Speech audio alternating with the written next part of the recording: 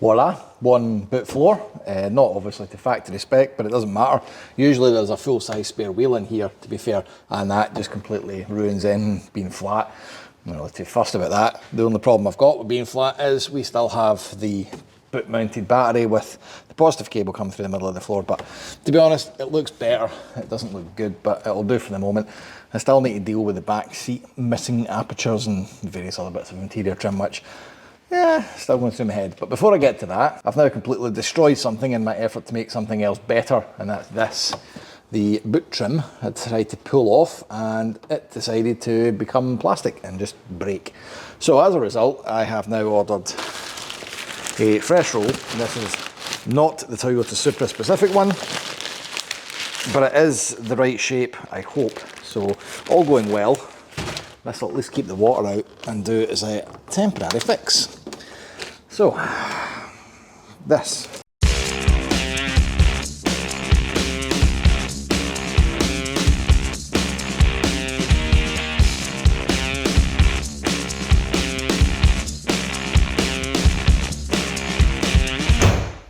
So following the blistering success of the headlamps, today it is time to do everything else, I guess. So it's between the bonnet and the wings. What do we fancy? Bonnet or wings? I love how we're just doing the paintwork and ignoring all the other problems. Shh, I've not even got to that bit yet. Just ignore the fact it doesn't really work. So the other weekend we took it to a car meet, and on the way home it had a wee misfire again, because it does like a wee misfire. A wee misfire. But this misfire was also followed by plumes of blue smoke out the exhaust. But I'm still thinking about it. Just don't think about it. Just don't think about it. I'm doing paint, so let's just do paint. It will look great. The thing is, you won't even be able to see if we do a bad job of it because of all the blue smoke. There's smoke everywhere. But yeah, it does. Fuck it, anyway, I'm not even thinking about it. If we do the bonnet, we're going to have to deal with gouge gate from its poor storage. Which is steep. That one, deep. It's the start of it is the worst bit. It's right there. Dude, look at your fingerprints, fuck's sake. Oh no. Watch the paint. But there's other bits as well. There's like chips and nonsense and stuff. So yeah. Basically the whole thing would need a skimmer filler. Or we start on the wings. And the wings are an interesting one because I want to know whose arse cheek was able to bring that back to good. Because it's like, why is there just one wee bit of good? What's that all about? Don't know. It's not even like the other side's got it either. Well, the other side's just got a whole different host of doom, but... Yeah, paintwork's good on this. Yeah, well it will be, because some of it fix it all. But maybe we just sand down both. Are you just respraying this whole car one panel at a time? Yeah. Okay. What's wrong with that? That's unfair. I tell you something else. See, when it comes to the wings, I'm actually tempted not even respray all the wings because, like, it's completely split and the bottom's fine. Yeah. So, like, just go from the swage line up. Have you tried actually just wet sanding this lacquer off? I don't think it would wet sand off. I mean, it's not just the lacquer coming off. The lacquer's already gone. Yeah, like, paint's still there though. Yeah, I know, but it's like how faded. See when the lacquer goes, the paint's tint goes as well. Just paint the whole car? I'll just paint the whole car. I mean, it's getting that way anyway, isn't it? So, let's just sand things and see where it takes us. Great, that's good. Just sand. Sand away. Sand the world.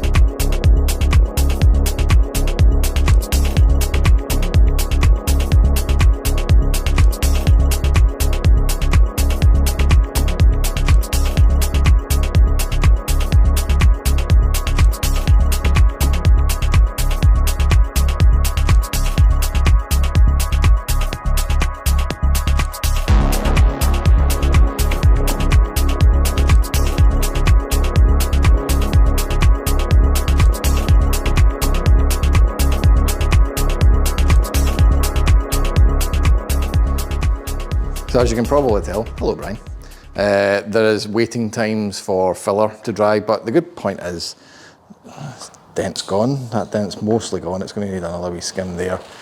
So I got bored and I started flattening this. Now as you can see, all of the horrible crazing and such is gone, and we are down to a level where I reckon that would take paint.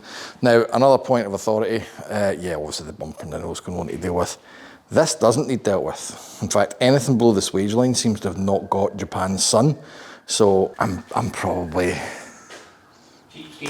not. I don't know, you can see how it matches, I suppose, that's the... We'll try it. If not, then it's not the worst thing to just take the trims off and paint the lower half, because there's a clear break in the paint anyway, so I'm going to roll the dice. We'll roll the dice.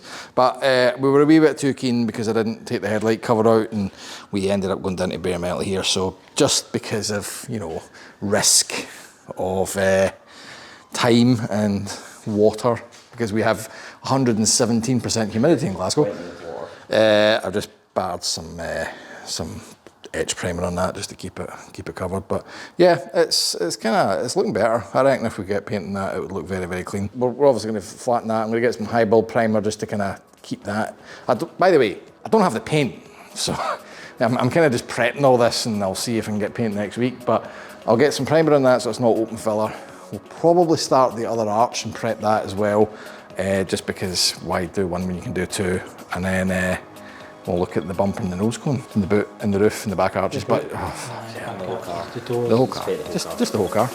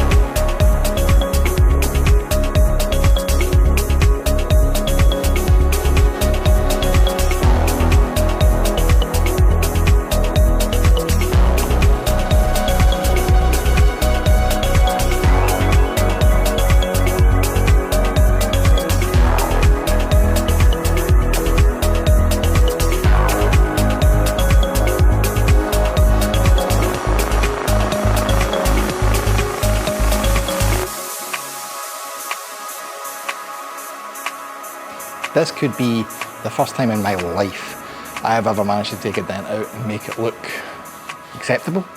No ridges, no lumps, no valleys or bumps. High build primer has certainly helped, because there's been a few wee kind of bits of porosity or whatever, or light scratch marks, and that does help take it out quite a bit. But all I've done here is filler. Well, obviously we keyed it back with like 120 grit. Filled it up, flattened it down with 120 grit again. Then we moved on to 240 on the orbital still. And then just to finish it off, we've got the plane with some 400 grit, just to get it all sort of as level as it can be. And I think we're actually ready for painting on this.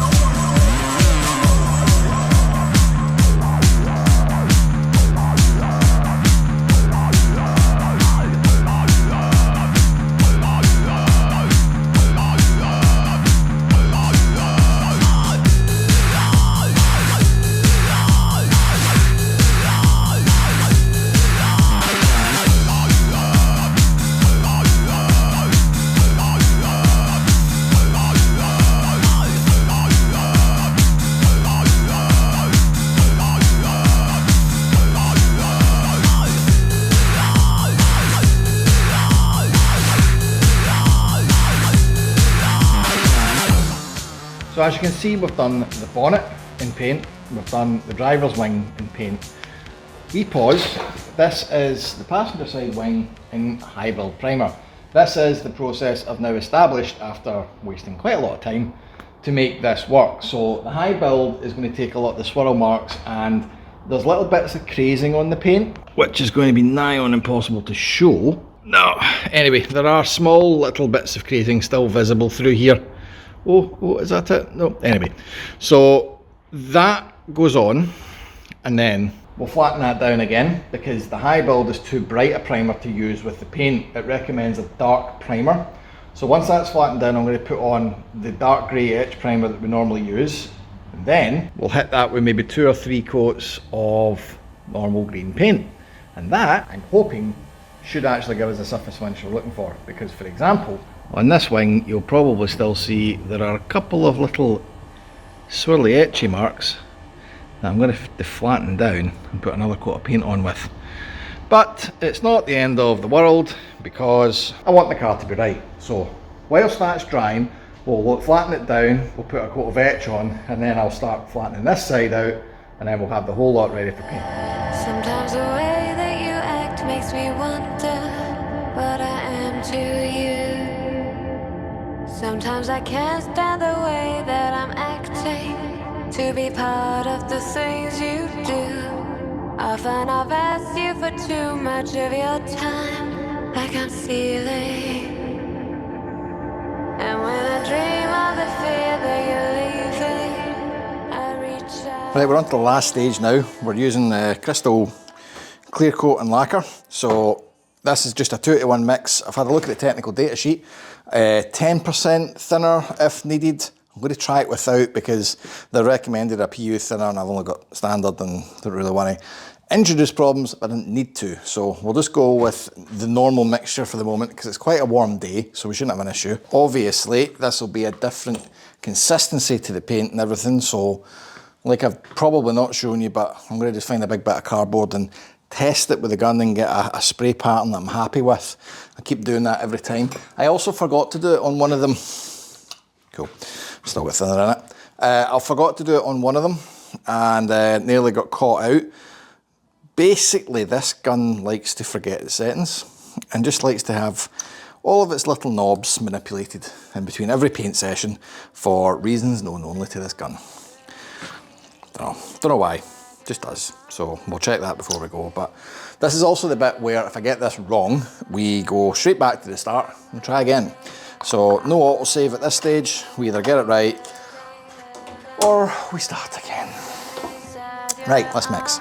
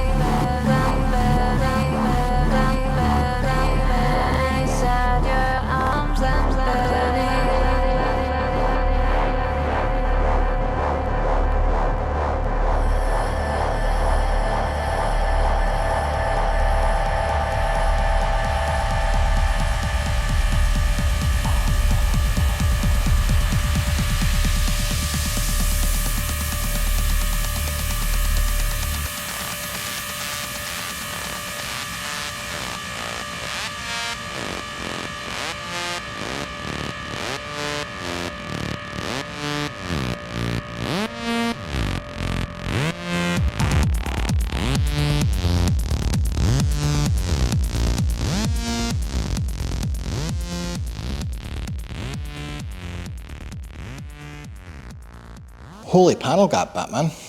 So it's not great, but it's not terrible either. My thoughts with the lacquer, yes, it looks quite ripply. I think I'm going to obviously have to give it the old wet and dry treatment, flat it down and polish it. But I always knew that was going to be the case.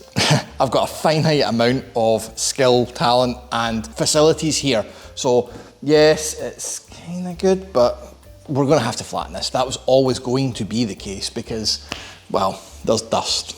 There are a couple of bits that I'm going to have to denib again and buff out, obviously. But the point is there's 3 coats, pretty firm coats of lacquer on this. There are areas that it looks a bit dusty, and I'm kind of hoping that it's just because the last coat of lacquer I put on maybe was a bit vague and it's just left a kind of dusty looking pattern on it rather than it being thin.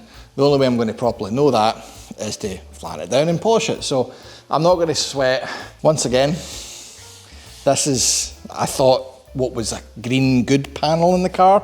Now the front looks absolutely atrocious. So the problem I've got is the car's no longer going to get to live here. What's happening is Daniel's Primera is going to be brought up the list a bit because, well, reasons. We just need to expedite that car and get it rolling. This thing already rolls, so it makes sense to throw this up to Daniel's, chuck it in his garage, bring his down and get that one finished. So continuity errors for the next episode. You'll find me probably painting these, but there'll be no Supra in the background. That's why. But it's probably going to be a few months before we do any more significant updates in this, by which point the Primera will be rolling anyway. You don't really need to know any of this, I'm just kind of filling in the background. Like, bell, subscribe, all these buttons in the bottom of the screen, you gotta hit them. You know you're watching it, you know you want to watch more, so get them hit. If you want to support a bit more than that, patreon.com/toolsandtrack helps fund all of this long and arduous project work. And until next weekend, guys, drive safe.